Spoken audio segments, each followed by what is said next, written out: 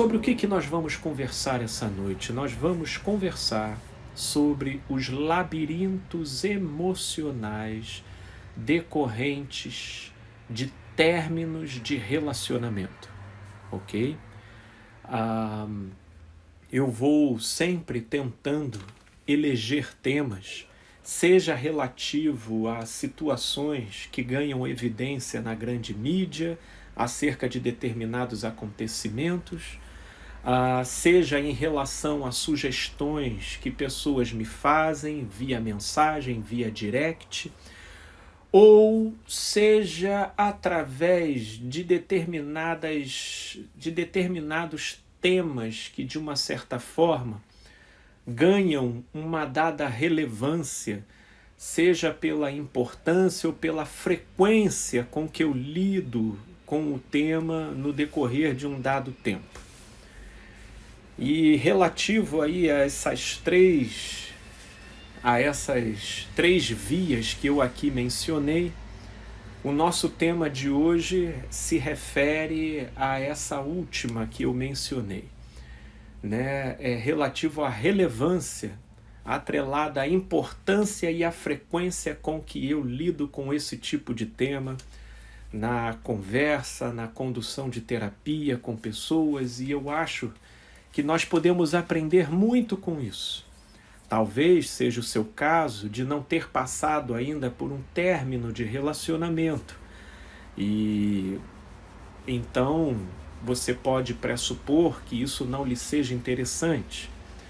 Mas olha, se você não passou por isso, certamente você conhece alguém que passou, né?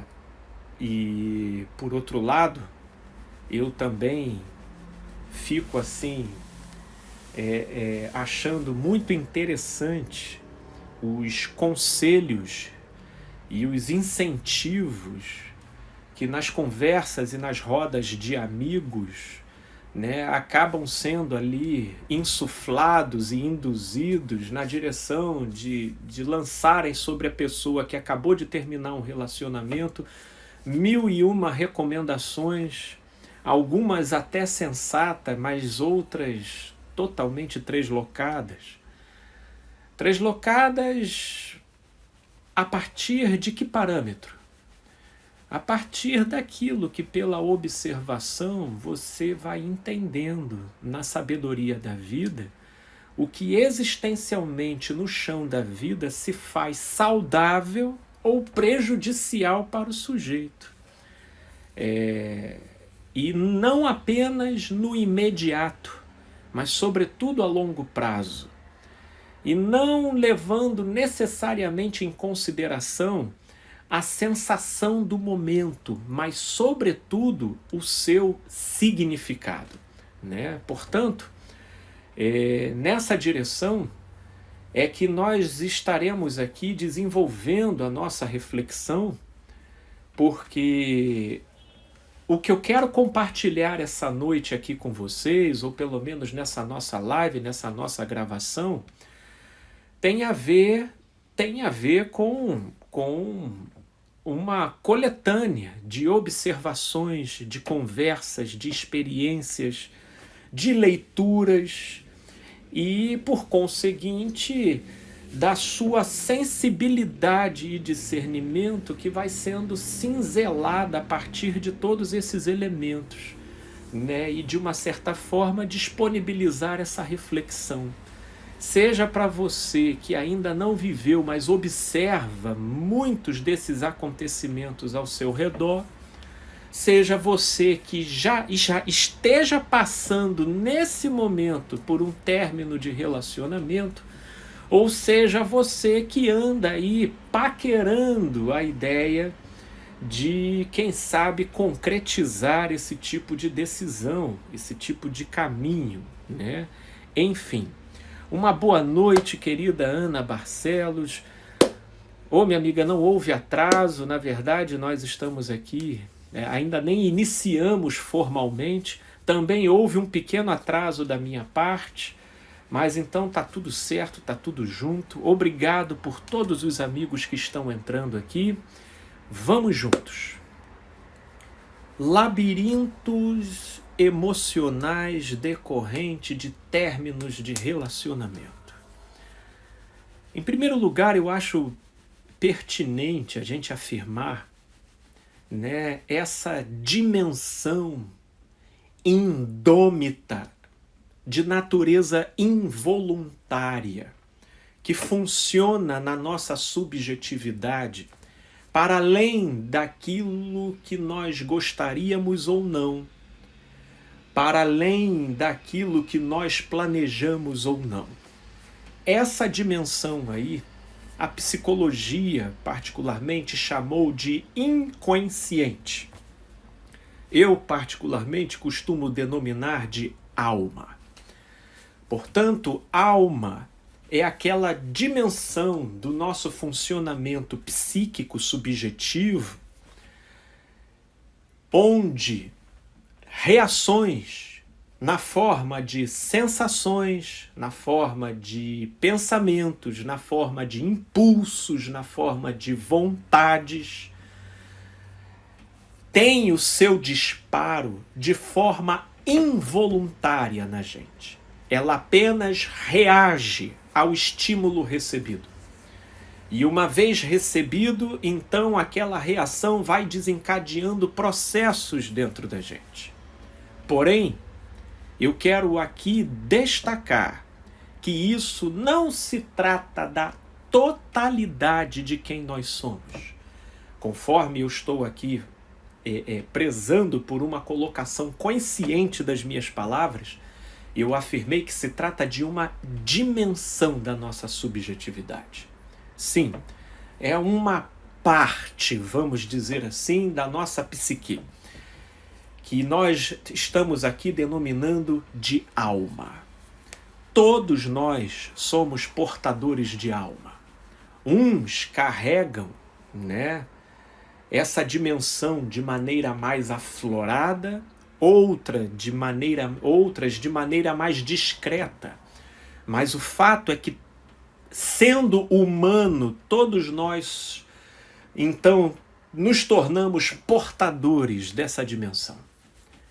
Portanto, fazendo o recorte, embora, né, essa conceitualização, esse esclarecimento em relação à nossa realidade interior teria múltiplas aplicabilidades em inúmeros sentidos, eu quero trabalhar com ela em cima do recorte daquilo que vai ser o nosso tema, término de relacionamento. O término de relacionamento, primeiro que ele pode acontecer nos mais diversos contextos. E aí agora aqui, né, eu quero deixá-los à vontade para dúvidas, para questões, para depoimentos, que talvez eu não leia de imediato porque eu não gosto de interromper a sequência do meu raciocínio, mas você pode ter certeza que eu vou dando uma olhada aqui e a gente vai ler para poder comentar, ok? Portanto, o término de relacionamento ele pode vir a ter as mais diversas motivações, né? Primeiro, porque ultimamente nós temos vivido uma época que, por conta das reformulações da moral social, existe muita interação de natureza afetiva caracterizada por uma altíssima rotatividade. De modo que essas relações muito superficiais, caracterizadas por essa alta rotatividade, creio eu que não teríamos nem como enquadrar dentro daquilo que hoje nós estamos querendo conversar. Talvez essa, vamos dizer assim, essa modalidade relacional que tem caracterizado boa parte das interações afetivas, né, de uns 15, 20 anos para cá, isso de repente recaia num outro recorte que a gente possa conversar. Porque em termos daquilo que produz labirintos, no que concerne a término de relacionamento, eu creio que inevitavelmente nós teríamos que estar falando de relacionamentos de um certo prazo, com um certo panorama de enraizamento, né, de entrelaçamento, com um tempo necessário e suficiente para o assentamento de rotinas, de expectativas e de uma série de desdobramentos que são típicas de relacionamentos que nós poderíamos chamar de longo prazo.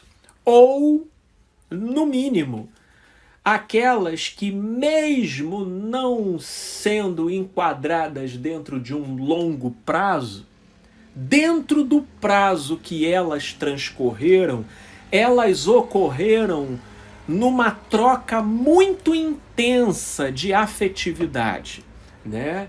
E essa troca de afetividade, uma vez investida no relacionamento, quando do seu término, sim, até ela também tem o poder de causar consideráveis reverberações lá, naquela dimensão que eu estava aqui caracterizando no início da nossa conversa e que eu estava chamando de alma. Sim, causa muitas reverberações na alma. Portanto, relações de longo prazo, tanto quanto relações que, independente do prazo, tenham sido caracterizadas por uma troca muito intensa de afetividade, quando do término do relacionamento, isso dá conta de fazer eclodir nos envolvidos muita coisa. Muita coisa. Portanto, criando aqui, deixa até eu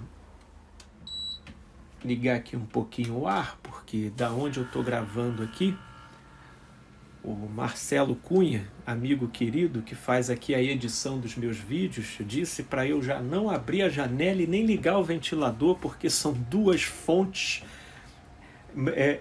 tremendas aqui, geradoras de ruído, e depois fica difícil para fazer a edição, então eu tenho que ficar com o ventilador desligado e a janela fechada, e aí o calor come bonito aqui. Mas aí tá nada que um arzinho não resolva. Vamos nós.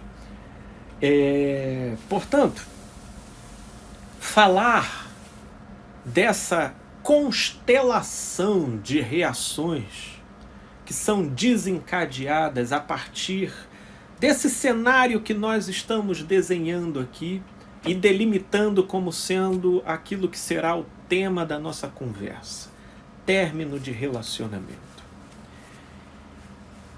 No término de relacionamento, eu vou dizer uma coisa para vocês, é uma oportunidade magistral para que a gente possa se conhecer e conhecer o outro. Inclusive, muita gente vive a vida de maneira totalmente desapercebida com relação à sua própria realidade interior, inclusive concebendo sobre si uma concepção altamente superficial em relação àquilo que, por exemplo, a sua própria alma é capaz de produzir como sentimento, como sensação e como impulso, só até o dia em que o sujeito vivencia um término de relacionamento.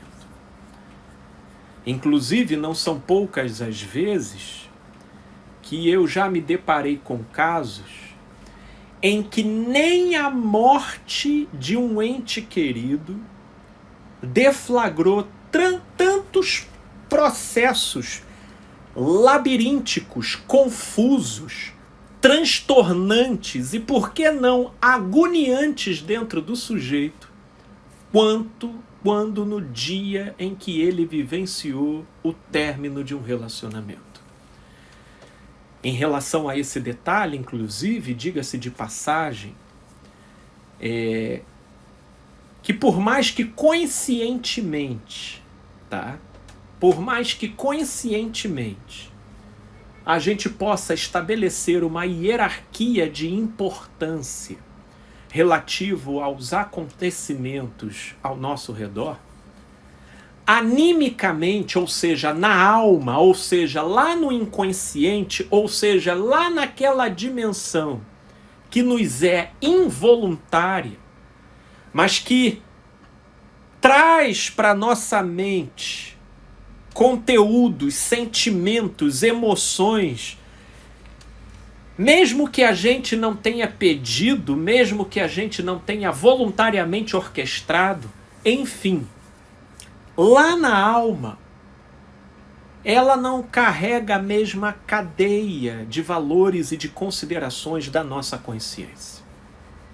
Por isso é que tem gente que pode, de repente, chegar numa certa idade, até mesmo avançada, olhando para os acontecimentos na vida de pessoas ao redor de si e achando tudo uma banalidade, tudo uma superficialidade, de uma certa forma até se encarando um tanto quanto superior, por ele não perceber dentro dele as mesmas suscetibilidades que ele observa na vida das outras pessoas.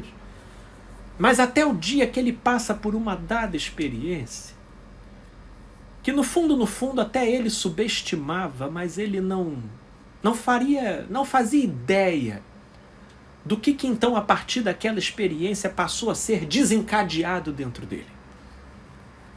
A ser desencadeado dentro dele. No que diz respeito, então, a relacionamento, eu já vi muito relacionamento abusivo.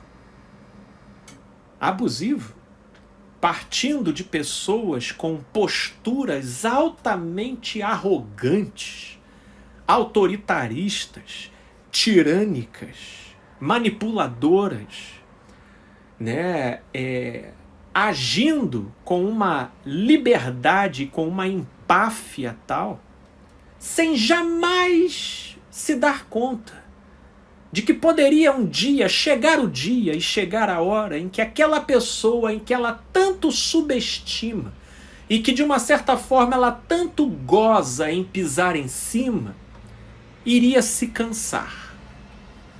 E de uma certa forma, até para a pessoa que era constantemente pisada, ela jamais imaginaria que aquela pessoa que viveu pisando nela, vivendo tão altiva, seria capaz de desmontar e se quebrar todinha no dia em que ela levantasse a bandeira branca e pedisse para sair. Isso daí eu já vi bastante vezes. Casos clássicos, né, de pessoas abusivas, arrogantes, aparentemente autoconfiantes, expansivas, intrometidas, insolentes. E aí tem aquela pessoinha que está ali dentro, só tolerando, só tolerando, só tolerando, e por conseguinte, alimentando na fantasia do manipulador que a pessoa que ali padece será uma escrava dos caprichos dele para o resto da vida. Até que chega o momento que ela... Olha, desculpa, não dá mais para mim, tô saindo. Aí você vê aquele imperador virar uma casca de banana apodrecida. Você vê aquele castelo imenso ruir e virar uma palhoça queimada, né? Você vê aquilo tudo desmoronando, você vê os homens mais durões chorando como criancinhas. Pelo amor de Deus, não faz isso comigo. Sem falar nas volúpias assassinas. Nas volúpias assassinas. Tem muito homem aí que se acha cidadão de bem,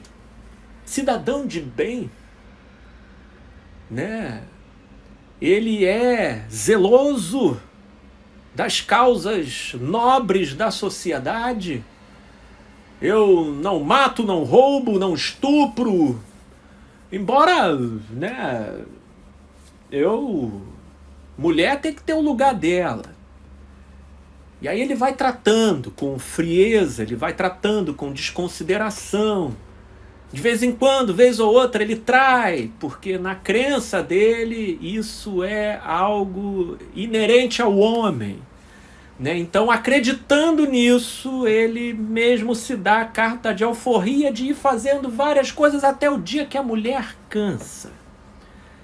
E aí, quando a mulher cansa e resolve sair, o tal cidadão de bem conhece a alma que ele tem. Porque para esse cidadão de bem, assassino é só o outro, né? Malvado é só o outro, ruim é só o outro. Na verdade, esse não é o mal apenas do cidadão do bem. Esse é o mal de todo aquele que não se enxerga e que desenvolve um panorama e uma concepção turva e opaca sobre si, partindo do princípio das amenidades que ele lida dentro dele e que nunca para ele foi tão complicado contornar, gerando dentro dele, portanto, uma falsa autoconfiança de que ele consegue manobrar tudo ao redor dele. Mas aí quando aquela mulher que tanto submetia, que tanto se submetia e a quem tanto ele subjugava, ela diz: eu vou embora. Aí vira uma chavezinha dentro do sujeito. E aí o sujeito quer ameaça de morte. Alguns, infelizmente, até concretizam, né? Chegam a vias do fato. Se não matam, batem. Se não batem, ameaçam. Se não ameaçam, humilham, espancam com as palavras. E eles entram num verdadeiro labirinto, ao ponto de até a própria família do sujeito desconhecer o sujeito. Eu já vi muitos casos desses. Inclusive já vi até muito de perto, diga-se de passagem, né? Ao ponto de a princípio, um vizinho super gente boa, um camarada muito admirado e considerado na vizinhança, ele era tão considerado que ele desenvolveu uma concepção sobre si daquelas que se coloca para além do bem e do mal. E não observando os seus pontos cegos, ele então foi desgastando a relação sem perceber. E não só aquela relação, porque naquela altura do campeonato, particularmente quando eu o conheci, ele já estava, se não na terceira, na quarta relação, e todas meio que com o mesmo perfil. Porém, eu acho que naquele momento, cansado até da rotatividade, tendo até uma intenção sincera de poder sossegar, o fato é que é pela idade que ele estava e tendo desenvolvido uma concepção ilusória sobre si, ele não se dava ao trabalho de se enxergar e tentar se melhorar, de modo a estar fadado, a estar sempre se sabotando. E ele então levou ao desgaste mais uma relação, e quando a moça envolvida resolveu sair, aí veio a transformação. Teve a transformação de ter que ter até envolvimento de pessoas de fora, porque se desdobrou dentro do sujeito impulsos e comportamentos que o pai dele, na minha frente, um senhor idoso, ele dizia para ele: eu não tô te conhecendo, meu filho, cadê você? Aonde você foi parar? Esse que eu tô olhando não é o meu filho. Isso é muito grave. É uma espécie de possessão, mas não demoníaca. É uma possessão passional, é uma possessão de si mesmo. e que prorrompe com tal intensidade que cega a pessoa. Isso é muito frequente em términos de relacionamento, principalmente naqueles que ficam se gabando em ser cidadão de bem, zelosos pelos bons costumes, simpáticos com todos. Ora, com isso eu não estou querendo dizer que a gente não deva ser simpáticos com todos, zelosos do bem. Mas esses são aqueles que, de uma certa forma, eles olham de maneira superior todos ao redor deles. E eles têm uma dificuldade tremenda de reconhecer os seus pontos cegos nos seus próprios relacionamentos, sendo, portanto, os principais sabotadores do seu meio de relacionamento. Portanto, falar de labirinto emocional decorrente de término de relacionamento é falar de alma, é falar dessa dimensão que todos nós carregamos dentro de nós e que a gente pensa que conhece. Mas a gente, de fato, só passa a ter a devida maturidade sobre essa dimensão que nós carregamos a hora que uma granada explode lá. Bah! Tudo bem, essa granada não necessariamente pode vir a ser um término de relacionamento, pode vir a ser a perda de um emprego, falecimento de um ente querido, uma briga familiar, enfim, uma traição ou whatever. Mas eu quero aqui me manter naquilo que é o recorte do nosso tema dessa noite: término de relacionamento. Ora, levando em consideração essa multiplicidade de sentimentos que são desencadeados dentro da gente, nós estávamos agora há pouco aqui abordando sobre a fúria assassina, mas por outro lado, você já observou como que em término de relacionamento, não raramente desencadeia dentro dos envolvidos, se não dos dois, pelo menos em um dos dois, um sentimento ferido de posse. Aquele fulano, aquela fulana eram meus. Isso é tão primitivo, isso é tão grotesco, que no mundo politicamente correto, se o sujeito tem uma mínima noção do contexto onde ele está inserido, ele tem até vergonha de reconhecer e de constatar, reconhecendo dentro de si esse tipo de sentimento. E tem alguns que mesmo depois de meses e até de anos de término de relacionamento, ficam fazendo gestão desse tipo de sentimento na relação com a pessoa com quem terminou. Ela mesma já arruma uma outra relação, mas aquela pessoa que partilhava a vida com ela, toda vez que se aproxima de alguém, ela então arruma alguma quizumba, porque ela fica profundamente enciumada.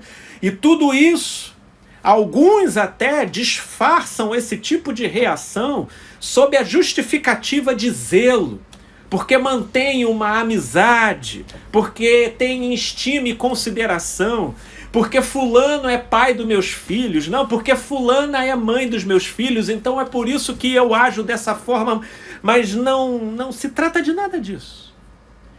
É mera primitividade narcísica possessiva de enxergar o outro como uma extensão do seu próprio desejo, permitindo-se a si mesmo a carta de alforria de se relacionar com outros, mas ficando extremamente abalado e suscetível quando vê a pessoa com quem ele se relacionou. E no fundo ele nem gostaria mais de se relacionar, mas ficando tremendamente abalado quando vê ela se aproximando de outra pessoa. labirintos emocionais decorrentes de término de relacionamento. Uma outra reação também muito típica, e aí até antes de eu partir, porque aqui eu vou mencionar várias e eu tenho certeza que o nosso tempo vai passar e eu não vou conseguir esgotar as inúmeras nuances, né, e manifestações que podem ser desencadeadas a partir de um término de relacionamento. A querida Ana, ela traz o seguinte acréscimo: pessoas assim não aceitam ser descartadas ou rejeitadas. Elas que têm que fazer isso. Sentem prazer no sofrimento do outro e vivem, mesmo que seja no maltrato, e não sejam felizes. Muito triste, minha amiga, muito triste. E isso que você está colocando aqui é um jogo muito interessante de natureza psicoemocional dentro desse contexto de relacionamento afetivo, né? Existem tanto pavor da rejeição, que com o medo de serem rejeitadas, elas então rejeitam, mesmo sob pena de estarem sendo precipitadas, mas elas chegam lá e rejeitam. E existem aquelas que manipulam a interação de tal forma a manobrar as circunstâncias para que parta dela o término da situação ou para que a situação jamais chegue ao seu devido fim. Inclusive, ainda nesse terreno de término de relacionamento, eu já vi casos, né? Eu já vi casos de pessoas que é interessante esse fenômeno no modo como a nossa alma reage, né? Porque está aí mais um panorama muito típico de acontecer nesse terreno de término de relacionamento, que é tipificado, né, um exemplo, e eu tenho certeza que esse exemplo que eu vou dar ele não é único, e eu estou citando ele mais como uma ilustração de mais uma vertente de reação relativa a término de relacionamento, de uma pessoa, e ainda na esteira até, né, dessa fala aqui da querida Ana Barcelos, de pessoas que não aceitam ser descartadas e rejeitadas. Eu interagi com um determinado caso em que a pessoa ela veio trazer a história da falência do relacionamento dela, notificando vários pontos, e na evolução da conversa foi ficando inclusive claro para ela mesma que de fato a relação tinha acabado, né? Os sentimentos estavam deteriorados, e ela entrou apenas naquele modo de tentar procurar a melhor ocasião e a melhor maneira de efetivar o término. Só que nessa de esperar o melhor momento, ela não percebeu, mas ela começou a enrolar ela mesma, né? Porque tem muita gente que conclui que o relacionamento afetivo, que o sentimento que a liga homem e mulher, que aquilo que conecta duas pessoas afetivamente tenha acabado, dependendo do tempo decorrido de uma relação e dos fatores entrosados e envolvidos entre o casal, a vida do casal é uma vida muito funcional e que apresenta para os envolvidos muitas vantagens, de modo que se separar é um transtorno danado. Então tem muita gente que conclui que o casamento mesmo já acabou, mas mesmo assim vai permanecendo. Vai permanecendo e até com esses pretextos, né? Não, eu estou esperando a melhor oportunidade. Não é porque não é simples. Não, é por causa dos nossos filhos. Não, é por causa da posição da lua, do sol. E ela vai enrolando e ela vai sempre postergando, porque embora o casamento tenha acabado, ela desfruta muito dos ganhos secundários relativos à conjuntura geral daquele relacionamento. E nesse caso que eu estava exemplificando, ela acabou entrando, né, nesse círculo vicioso de auto-engano, sob o pretexto de procurar o melhor momento. O tempo foi passando, só que o marido dela,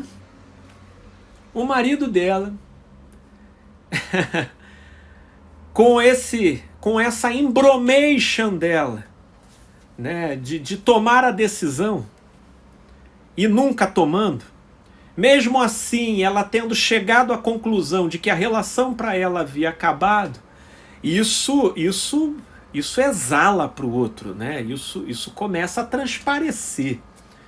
A nossa energia comunica muito mais do que as nossas muitas palavras.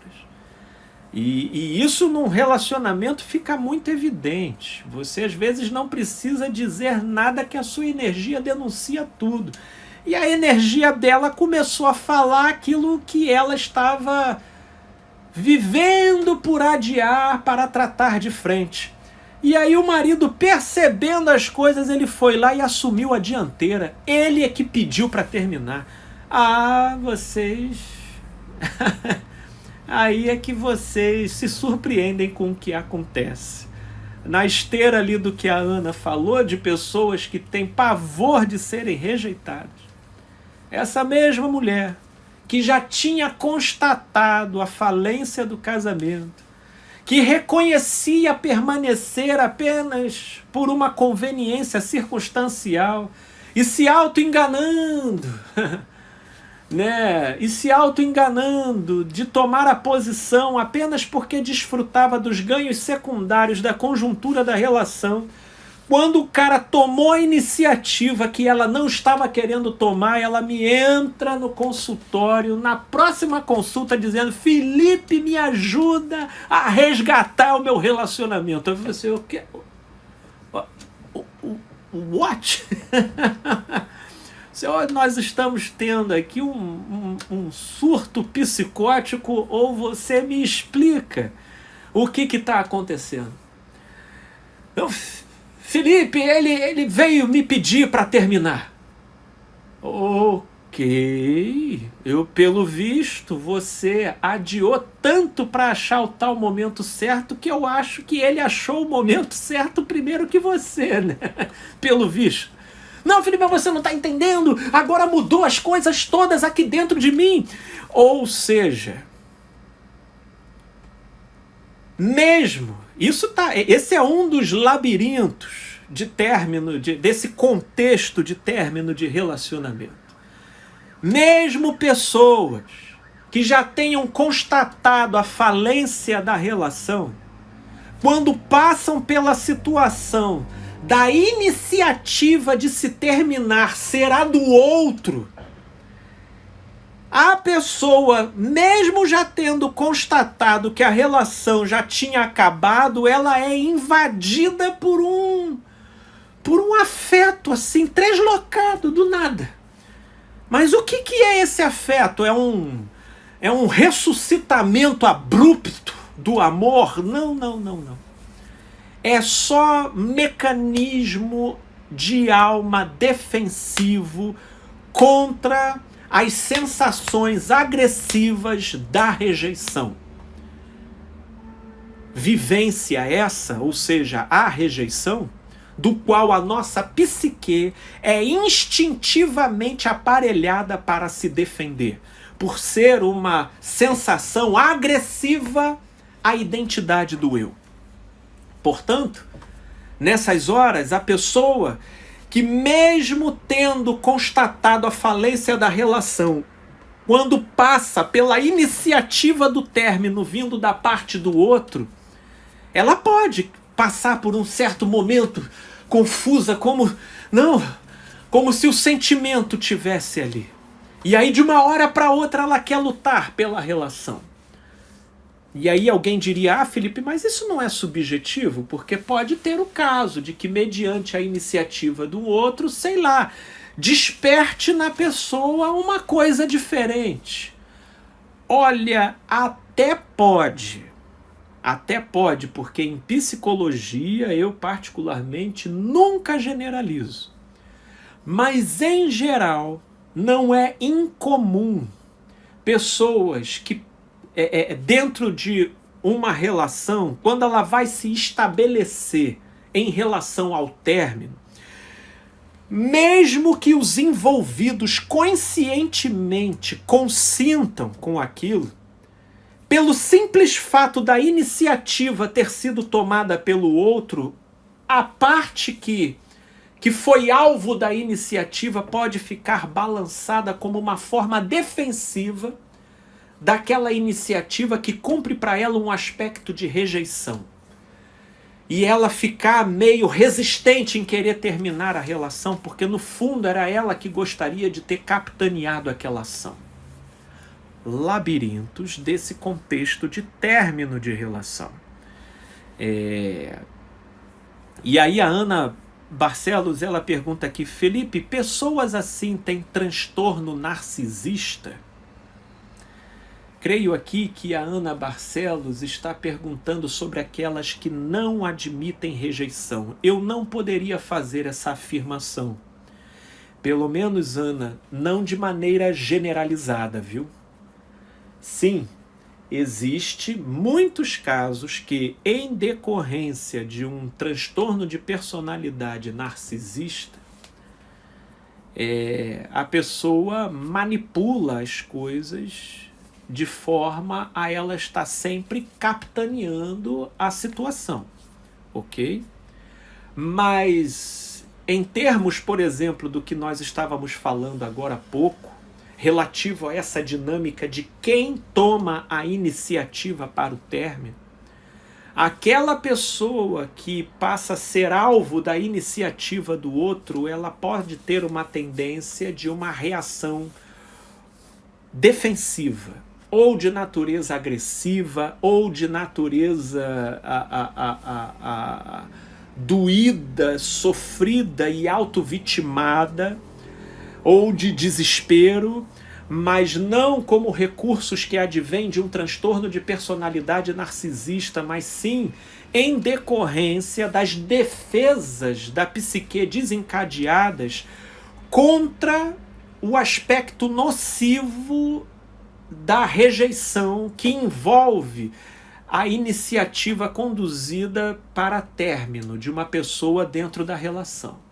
E aí esses sentimentos, eles funcionam como defesa. A pessoa ela entra num certo desespero.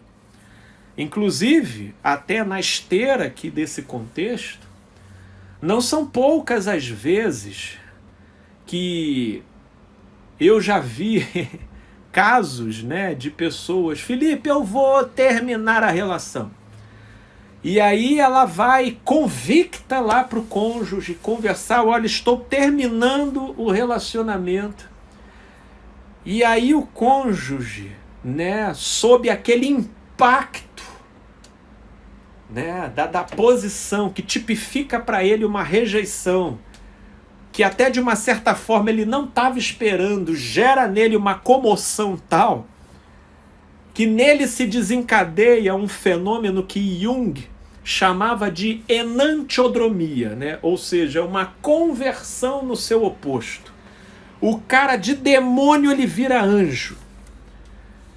Mas a conversão ela é tão radical que até a pessoa que estava ali pleiteando o término, ela fica balançada, né? E não foram poucas as vezes que aí a pessoa chega me dizendo, Felipe, mas mudou da água para o vinho, Felipe. Felipe virou uma seda. Felipe, mas agora o sujeito de cachorro virou monge. Pois é, o fato é que, como particularmente eu trabalho observando esse fenômeno, quanto mais radical, abrupto e num curto prazo de tempo se dá a transformação de comportamentos complexos, que por causa de uma ameaça de término de relacionamento o sujeito de demônio vira anjo, vocês me desculpem, meus amigos, eu nunca generalizo, tá?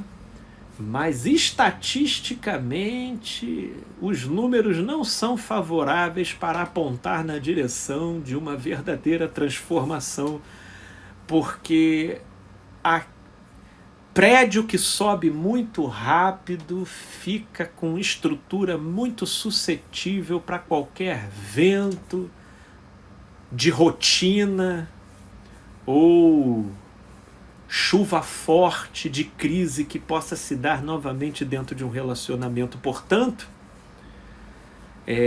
tá aí um outro tipo de labirinto que envolve esse tema de término de relacionamento, que tem muita gente que, vivendo de uma maneira completamente distorcida e alienada, pode acabar sendo chacoalhada por uma ameaça de término e vivenciar essa chamada enantiodromia, mudando da água para o vinho, da noite para o dia.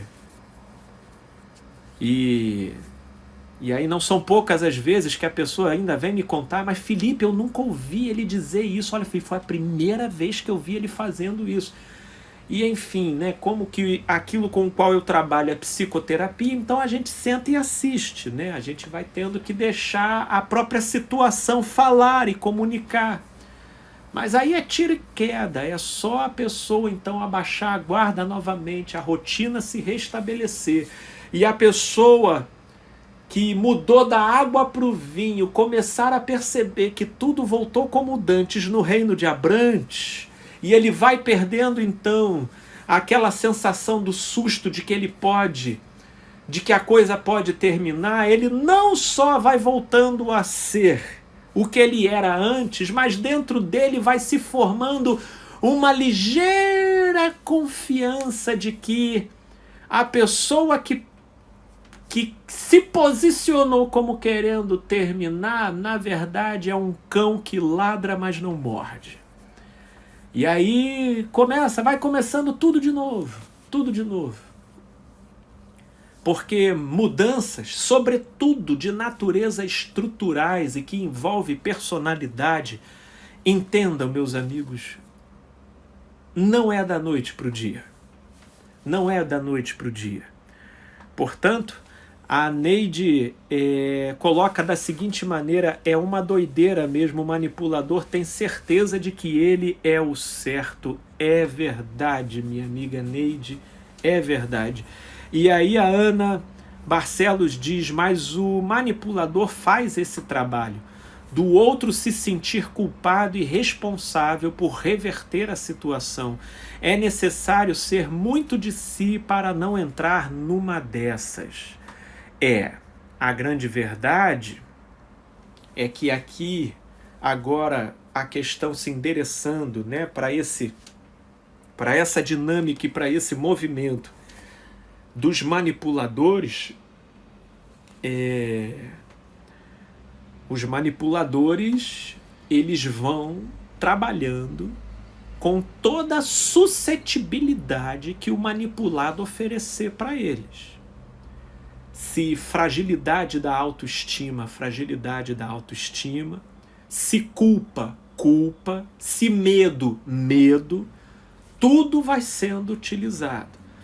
De modo que para lidar com o manipulador será sempre necessário aquilo que eu chamo de atitude em fé, que é uma atitude movida muito mais pelo entendimento do significado do que está em jogo do que pelo sentimento que está reagindo em decorrência da situação.